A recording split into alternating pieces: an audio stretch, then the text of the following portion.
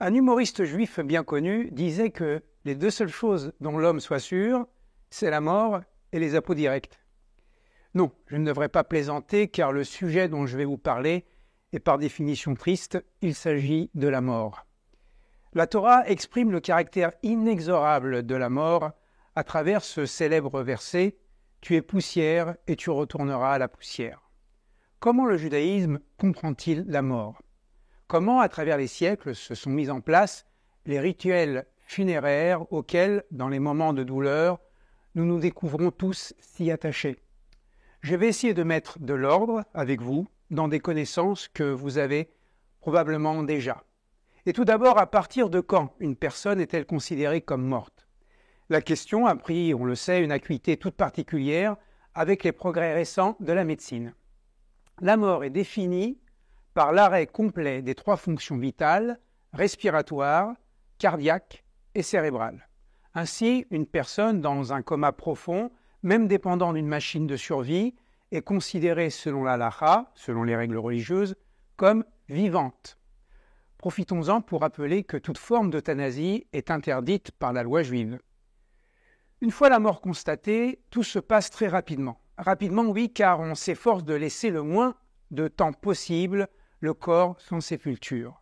À Jérusalem, vous verrez ainsi procéder à des enterrements en pleine nuit, immédiatement après le décès. Dans l'intervalle, les personnes présentes devront témoigner le plus grand respect au corps qui a été l'enveloppe de l'âme. Le Talmud compare d'ailleurs le décès d'une personne à un rouleau de Torah brûlé. L'objet physique reste, mais le sens, l'esprit, l'a quitté.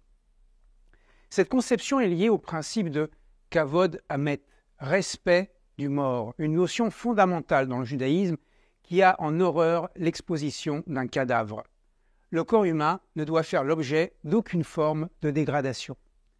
Vous avez malheureusement vu ces volontaires s'affairer sur les lieux d'un attentat ou d'une catastrophe pour réunir tous les restes d'une victime. À l'inverse, pas de culte des morts, pas de reliques dans le judaïsme. D'autres règles, comme l'interdit de se mutiler ou de se tatouer, relèvent de la même idée.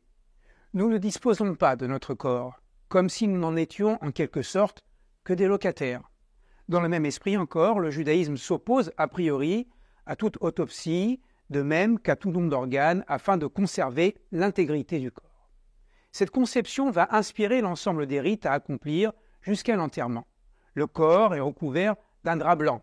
On évite autant que possible de regarder le visage du défunt et toute exposition du corps. Encore une fois, on évite que la mort se transforme en un spectacle mortuaire. Certains allument ensuite des bougies au chevet du corps, lumière qui témoigne de la foi en la pérennité de l'âme. On a également coutume de couvrir les miroirs de la maison du défunt pour affirmer que l'âme a quitté le monde du paraître, de l'éphémère, pour s'élever maintenant dans le monde de l'être authentique et immatériel.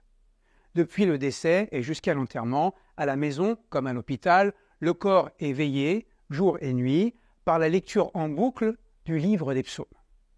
Qui porte le deuil ? La halakha parle des 7 proches directs, à savoir les conjoints, le mari pour sa femme et la femme pour son mari, les parents, le père et la mère du défunt, les frères et les sœurs du défunt, les enfants, le fils et la fille du défunt. Toute autre personne, comme les petits-enfants ou les grands-parents, n'ont pas à suivre les règles du deuil. Quelles sont ces règles du deuil, justement ? Eh bien, la loi juive distingue 2 temps, la période avant l'enterrement et la période après l'enterrement. Avant l'inhumation, l'endeuillé a un statut très particulier qui est celui de onen. Il est alors dispensé de tous les commandements positifs, comme mettre le talit, tous les téphilines, ou réciter des bénédictions. On ne peut exiger d'un homme ou d'une femme frappé par cette déchirure de s'investir dans une pratique religieuse qui demande concentration, ferveur et joie. Durant cette courte période, on effectue la toilette rituelle, la tahara, accomplie par des hommes pour les hommes et par des femmes pour les femmes. Cet ensemble de personnes pieuses, et le plus souvent bénévoles, s'appelle la Chevra Kadisha, littéralement la Sainte Confrérie. Cette toilette funéraire est réalisée par un lavage du corps et par des ablutions, en récitant des versets bibliques et toujours avec une grande décence envers le défunt. Puis Le corps est revêtu d'un linceul et les hommes recouverts de leur talit avant d'être placés dans le cercueil. Souvent, on jette sur le corps ou l'on place sous la tête du mort un peu de terre d'Israël. Et ce, pour souligner une fois encore l'attachement profond de chaque juif au pays d'Israël. Avant de fermer le cercueil, il est d'usage que la famille demande pardon aux défunts. Au cimetière, avant la mise en terre, le rabbin récite des prières ainsi qu'une oraison, en hébreu un hesped, en l'honneur du défunt. Là apparaît un élément essentiel du travail de deuil dans le judaïsme. On considère comme un devoir d'évoquer la vie, les bonnes actions et le caractère du défunt.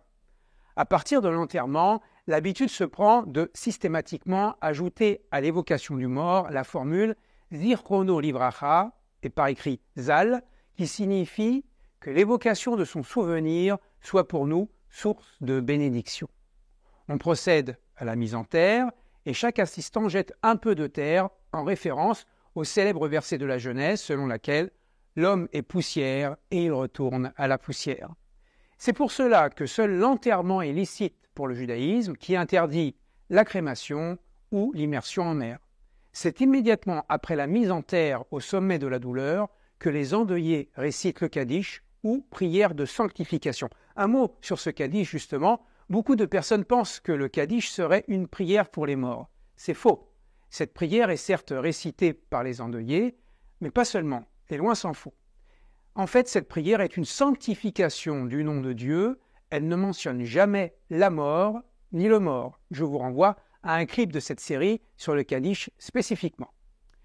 Le premier geste qui marque le deuil est la déchirure de la chemise. Cette déchirure va canaliser la souffrance sur un objet et non sur le corps, comme cela s'est pratiqué et continue de se pratiquer dans certaines communautés religieuses, tout en soulignant la séparation définitive, la déchirure donc, entre le défunt et les vivants.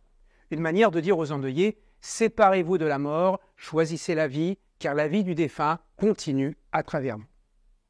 C'est pour la même raison qu'au sortir du cimetière, on se réunit pour consommer une collation composée de pain et d'un aliment rond, généralement l'œuf, car il rappelle le cycle de la vie qui tourne. Cette vie qui, dans le judaïsme, doit triompher de la conception tragique de l'existence. Après l'inhumation commencent 3 périodes successives, la période des 7 jours, la période du mois et la période de l'année. Durant la période des 7 jours, les Shiva, qui commencent au sortir du cimetière, les endeuillés restent dans la maison du défunt. Chaussés de pantoufles, ils ne prennent aucun soin de leur aspect corporel, les hommes ne se rasent pas, on ne se parfume pas, on ne prend pas de bain, etc. Et on ne travaille pas. En un mot, les endeuillés réalisent le travail de deuil ensemble dans l'intimité du foyer, se coupant de tout confort matériel et méditant sur le sens profond de l'existence. Ils ne sortent pas dans l'espace public, mais au contraire, c'est la communauté qui se déplace au domicile du défunt. L'une des vertus les plus importantes du judaïsme est précisément celle qui consiste à consoler les endeuillés, en hébreu Nihum Avelim, de façon à ne pas laisser une personne dans la solitude morbide qui peut l'envahir après la perte d'un proche. Commence alors la période dite des 30 jours, en hébreu les shloshim, c'est-à-dire en fait les 21 jours restants. Si le deuil se maintient, les règles sont moins rigoureuses. Disons que la vie reprend son cours petit à petit, mais on ne participe à aucune réjouissance, on n'achète pas de nouveaux vêtements, on n'écoute pas de musique, etc. Une fois les 30 jours écoulés, le deuil est totalement levé pour les conjoints, les parents, les frères et les sœurs du défunt. Par contre, il se maintient encore 11 mois pour les enfants, selon le principe du respect filial. Ainsi, les enfants réciteront le Kaddish durant toute cette période. C'est seulement à la fin de cette année qu'on pose la pierre tombale, en hébreu la matseva. Ensuite, il appartient aux enfants d'exprimer leur respect filial à travers un office qui sera organisé chaque année à la date anniversaire du décès du père ou de la mère. On le voit, le judaïsme, à travers ses règles et ses pratiques, exprime le caractère progressif du deuil. Chaque unité de temps, la semaine, le mois, l'année, étant une étape de l'adieu, de la séparation intérieure entre le défunt et l'endeuillé. À travers le rituel de deuil, le judaïsme témoigne autant du respect du mort, de son corps, de son âme et de sa mémoire, qu'il tient à marquer délibérément des limites à la période de la souffrance. Ce qui ne signifie pas oublier le mort, mais choisir la vie en continuant là où nos proches se sont arrêtés. Essayons pour finir de répondre très brièvement à quelques questions qu'on se pose souvent. Y a-t-il une mitzvah de se faire enterrer en Israël? Non, il ne s'agit pas d'une mitzvah, mais d'une coutume fondée sur l'attachement du peuple juif à la terre d'Israël. D'autant plus que la tradition enseigne qu'au temps de la résurrection, les premiers ressuscités seront ceux d'Eretz Israël. Pourquoi faut-il se faire enterrer dans un cimetière ou un carré juif? La raison est surtout justifiée par la volonté de ne pas réciter de prière devant des signes religieux qui sont contraires à l'esprit du monothéisme exigeant du judaïsme. Enfin, comment faut-il entendre cette bénédiction répétée 3 fois par jour dans la Hamida? Béni sois-tu Seigneur qui fait revivre les morts. En fait, cette bénédiction possède un double sens. Elle signifie autant que Dieu fait vivre les mortels que nous sommes, que le fait qu'un jour il fera revivre les morts. Au fond, le judaïsme est une religion qui fait triompher la vie sur la mort.